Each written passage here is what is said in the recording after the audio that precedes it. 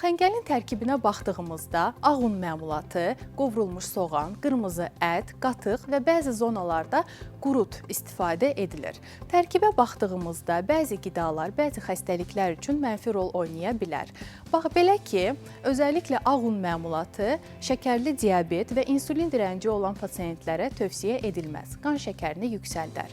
Qırmızı ət və qovrulmuş soğan tez-tez istifadəsi ürək-damar sistemi xəstəlikləri olan pasiyentlərə, təzyiqi olan pasiyentlərə tövsiyə edilməz. Amma tərkibcə baxdığımızda hər qida qrupundan olduğundan zəngin qida hesab edilir. Yəni tərkibində həm yağ, həm karbohidrat, həm də zülal qrupu mövcuddur. Eyni zamanda zərərli içkilərlə xəngəl istifadəsinə icazə varmı deyə soruşurlar.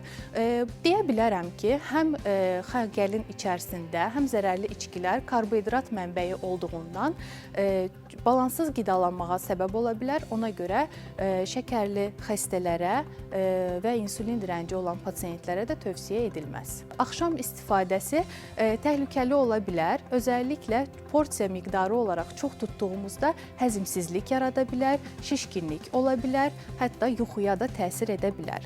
Tövsiyə verəcəyim ən yaxşı məqam porsiyasında, miqdarında istifadəsi və mümkündürsə yanında tərəvəz salatı və ya tərəvəz yemək istifadə etməyimizdir.